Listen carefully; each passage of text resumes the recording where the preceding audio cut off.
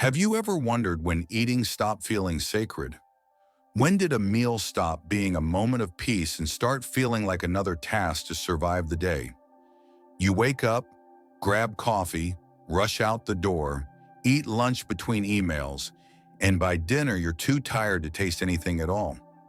Food has become fuel, not a source of comfort, survival, not ceremony. We eat like we live, distracted, rushed, half present. We chew but don't taste. We swallow but don't receive. And somehow, even with full plates, we feel starved. Not for calories, but for connection. Our bodies are full, but our souls are malnourished. No one told us that digestion begins long before food touches the tongue. It begins with safety, with stillness, with gratitude. But how can the body feel safe when the mind is still running? How can it rest and digest when every bite is taken in stress, guilt, or hurry? We blame our stomachs for bloating, our age for indigestion, our food for fatigue. But maybe it's not the food. Maybe it's the frequency we eat on. Anxious, distracted, disconnected. Monks in remote temples live by a different rhythm. They don't count calories. They don't chase diets. They treat every meal as a meditation, a prayer in motion. For them, the table is not a place of consumption, it's a place of communion. So the real hunger we carry isn't for more nutrients, it's for presence, for quiet, for the forgotten intimacy between the body that eats and the soul that receives. And maybe that's why, even after eating, something inside us still whispers, "I'm not full yet." Let's begin there, where fullness has nothing to do with food and everything to do with how we meet it. Because monks have remembered something we've all lost. The body doesn't just digest meals, it digests moments. Secret 1. Eating begins before the first bite. Have you ever eaten an entire meal and realized you didn't actually taste any of it? You remember the scrolling, the talking, the thinking, but not the food. Your hands were there, your mouth was moving, but your mind was somewhere else entirely. That's not eating, that's escaping. Zen monks say the first act of eating isn't lifting the chopsticks, it's stopping. Before they touch the bowl, they bow. Before they take a bite, they breathe. They let the silence arrive first, because they know that silence is the seasoning that allows gratitude to enter. A young monk once asked his master, "Why do we sit in silence before eating?" The old teacher smiled, holding a single grain of rice in his palm. He said, "Because this grain carries 1,000 hands." The student frowned. 1,000? "Yes," the master said. "The hands that planted it, the rain that fell, the sun that ripened it, the farmer who bent his back, the cook who prepared it, the earth that held it." Then he placed the grain on his tongue and whispered, "This is not rice, this is life." How often do you remember the 1,000 hands that feed you? We've been taught to bless our food with words, but monks bless it with awareness. That awareness tells the body something that no medicine can.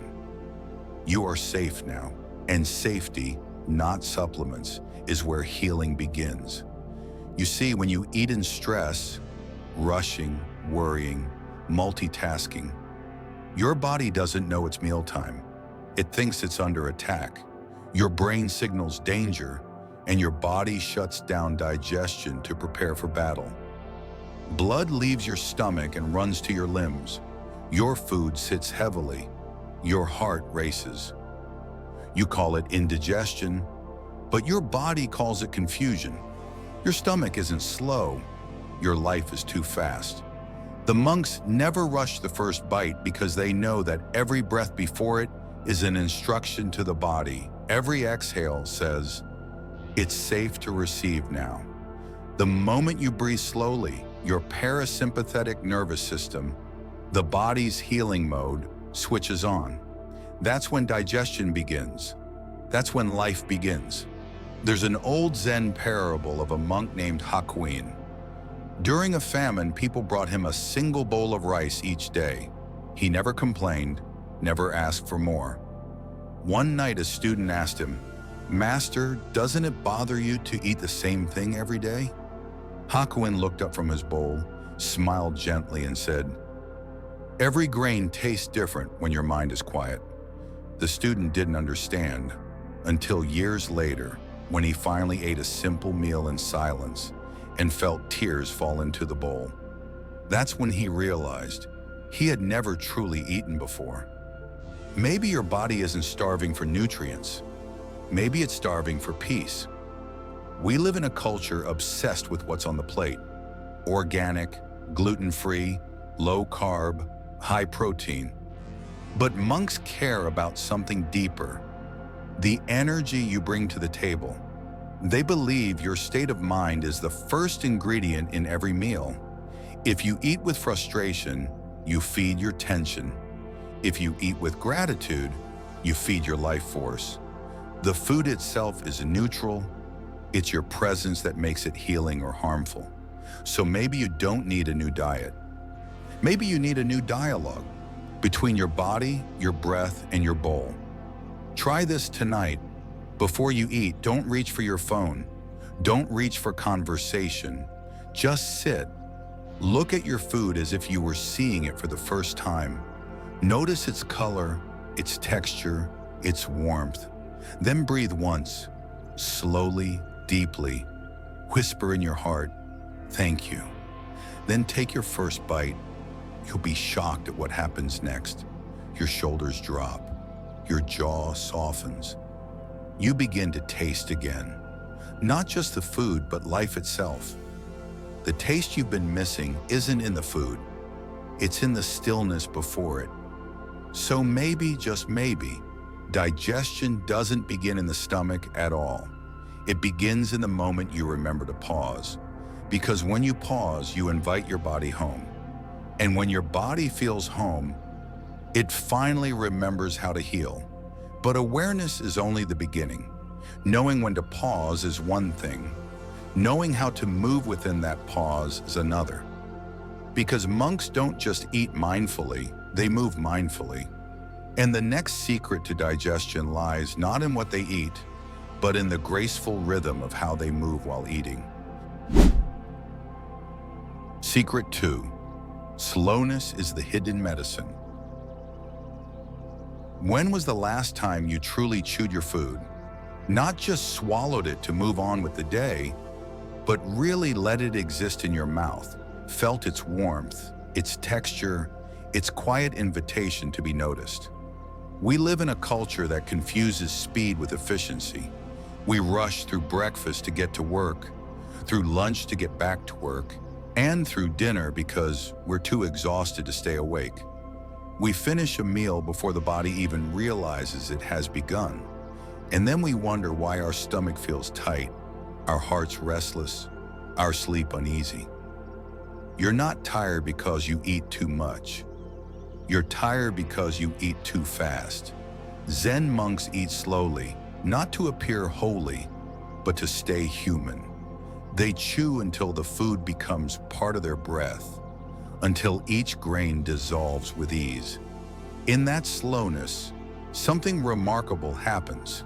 The body stops defending and starts receiving. The stomach softens, the pulse calms, and time itself seems to open up.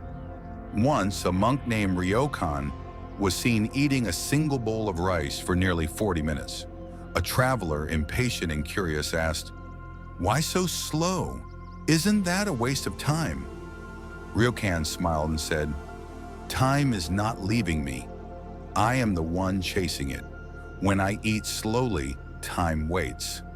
When you slow down, life stops running away from you." Modern science, too, quietly agrees. When you eat slowly, the vagus nerve, the great bridge between body and mind, sends a message of safety. Your digestion improves, hunger hormones stabilize, and your body releases less stress chemistry. But more importantly, the mind gets to breathe. You can't hate yourself while eating slowly. You can't multitask and stay mindful. Slowness forces presence, and presence is where healing hides. But we fear stillness because it mirrors our emptiness. For many, eating quickly is not hunger, it's avoidance. We rush through food to escape our feelings, to silence the loneliness between bites. The faster we eat, the less we have to feel. Yet ironically, the less we feel, the more our bodies ache. We don't eat fast because we're hungry. We eat fast because we're running from silence. The monks say that chewing is a form of meditation. Each bite, a bell calling the mind home. Each swallow, a reminder that life only happens in this moment. When you eat slowly, you begin to notice not just the taste, but the emotions that rise with it. Sadness, gratitude, memory, peace. You become intimate with your own life again.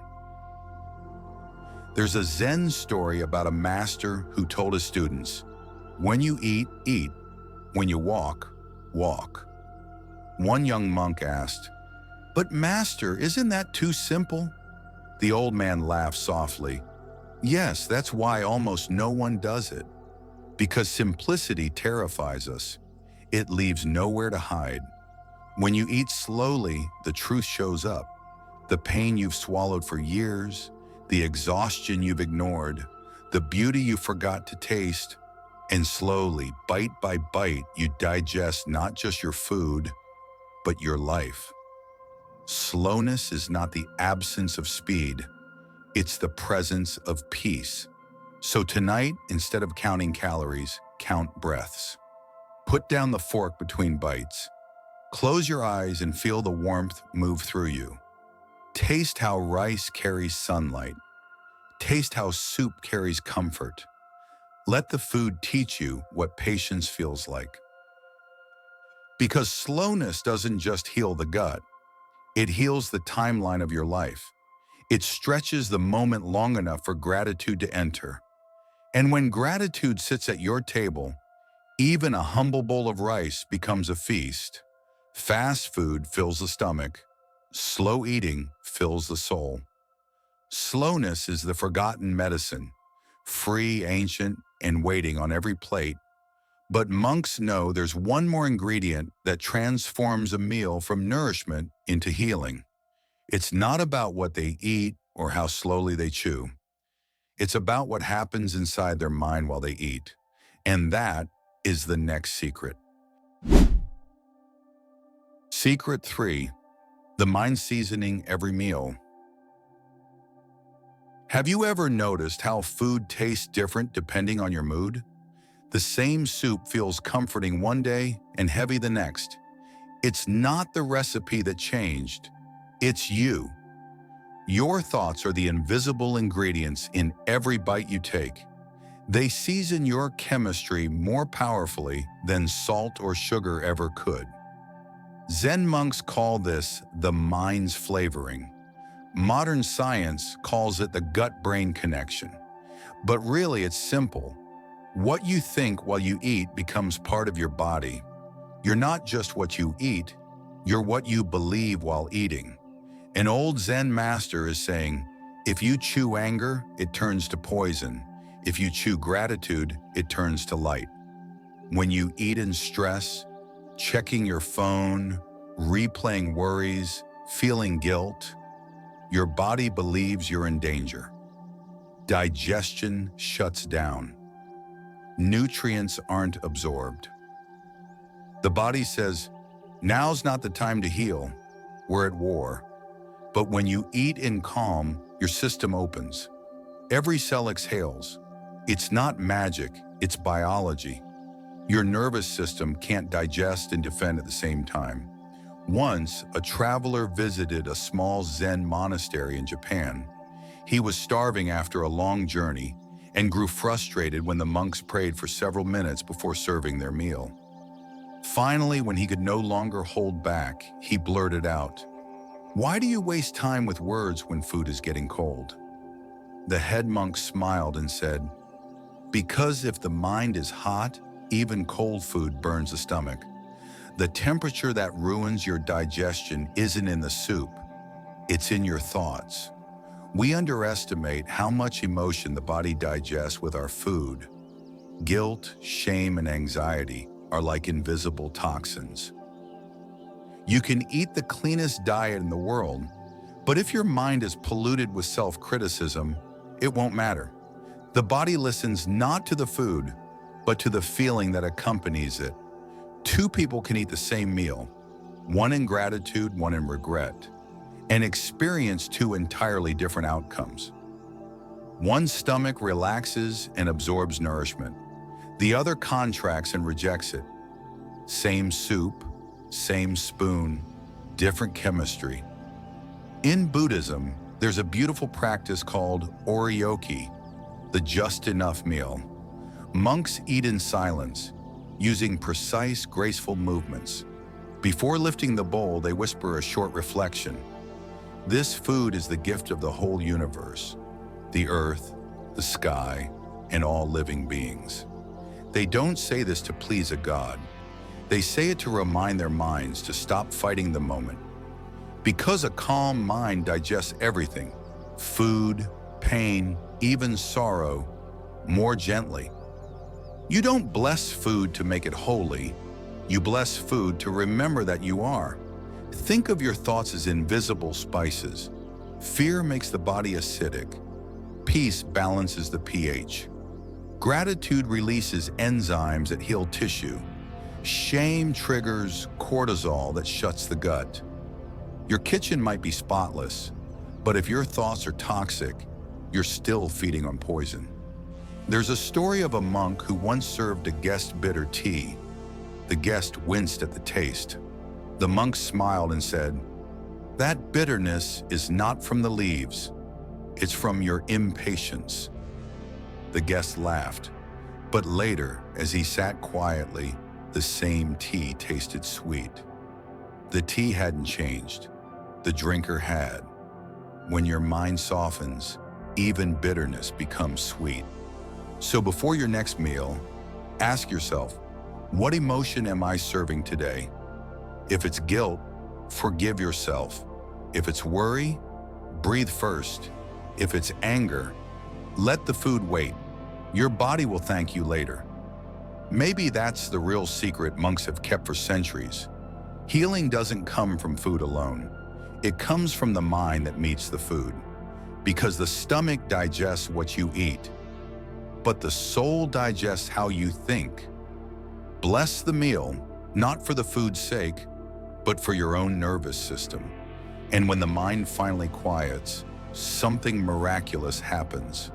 The breath slows, the bite softens, the body listens. Peace begins to rise from the gut like warmth after winter. That peace doesn't stop at digestion. It ripples outward. It touches the way you walk, the way you speak, the way you live. And that calm mind creates more than balance in your body, it creates rhythm in your life. Because the way you eat doesn't just shape your health, it mirrors how you move through the world. Secret 4. Eat to live, don't live to eat. Have you ever noticed how modern eating feels endless? We snack while scrolling, chew while driving, eat because we're bored, lonely, anxious, anything but hungry. We don't eat to nourish, we eat to numb. And when the plate is empty, we still feel full, not with peace, but with heaviness. Our stomachs are overflowing, but our hearts are starving. Zen monks live by a different rhythm. Their meals are simple: a bowl of rice, some pickled vegetables, and a small bowl of soup. No sauces, no sugar highs, no indulgence. But sit with them, and you'll see something extraordinary. They glow with calm. Their faces are soft, their eyes clear. Because simplicity, not excess, is the secret to vitality. They don't stop eating when they're full. They stop when they've honored enough. Not out of control, but contentment. That quiet, invisible line where hunger fades and gratitude begins. That's where peace lives. Once a student asked his Zen master, "Why don't you ever eat until you're full?" The master smiled, setting down his chopsticks. "Because," he said, "I wish to keep space for gratitude." He paused. A full stomach forgets to thank. The moment you stop before you're full, that's when the soul starts eating. Modern culture teaches us the opposite. It glorifies more flavor, more variety, more courses, more everything. We eat like we live, in excess, afraid of emptiness. We fill our plates the way we fill our calendars and closets, hoping abundance will feel like peace. But it never does, because fullness of things has never cured emptiness of spirit. There's a Buddhist story about a king who invited a monk to dine at his palace. The king served 20 dishes, rare fruits, spiced meats, and sweet wine. The monk ate only 3 bites of plain rice and put his bowl down. The king frowned. "Why reject my generosity?" The monk bowed and said softly, "Your Majesty, the tongue delights in excess, but the heart withers in it." Then he smiled. "To taste 1 grain of rice fully is to taste the whole earth. To crave the whole table is to miss everything. When everything is special, nothing is sacred. Eating less isn't punishment, it's reverence. When monks stop before fullness, it's not about restriction, it's about listening. The body whispers, 'That's enough,' and they obey, not with willpower, but with respect. In that pause, the body feels safe, the mind feels light, the spirit feels free. It's the art of leaving room for life. Try it. The next time you eat, notice when pleasure turns into pressure.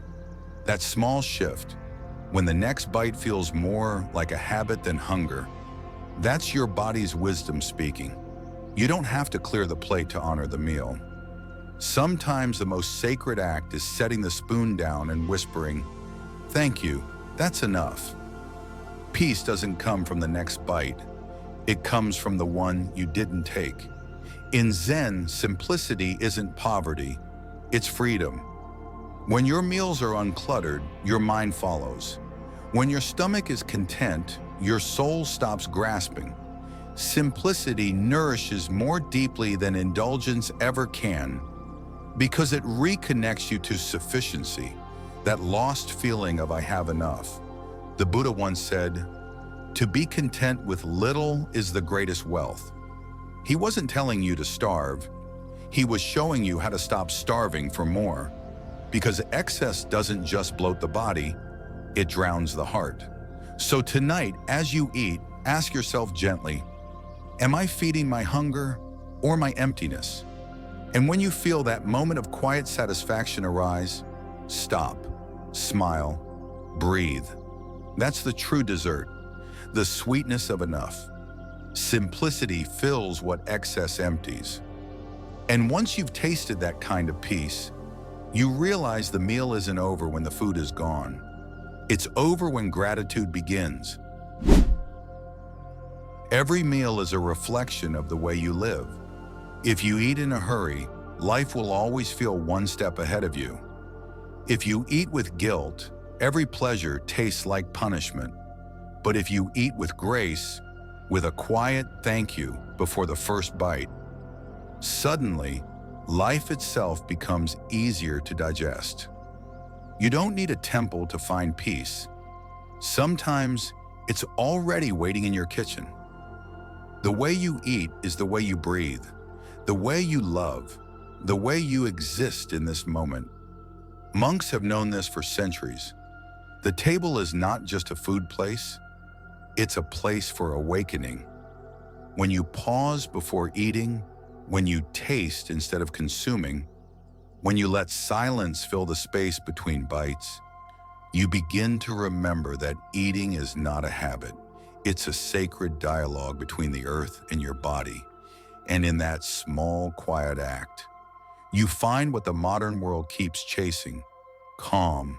No supplements, no rituals, just the art of being here.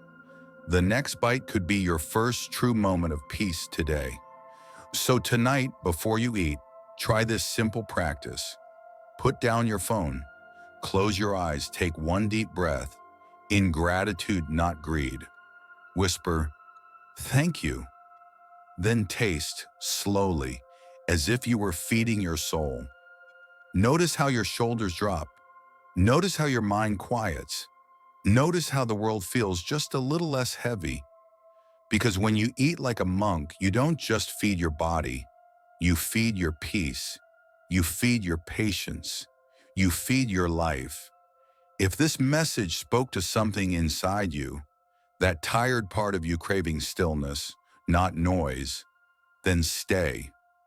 Like this video, share it with someone who forgets to pause. And tell me in the comments, what will you say to your body before your next meal? And if you're ready to keep walking this quiet path, subscribe, join me, because together, we're not just learning how to eat, we're learning how to live.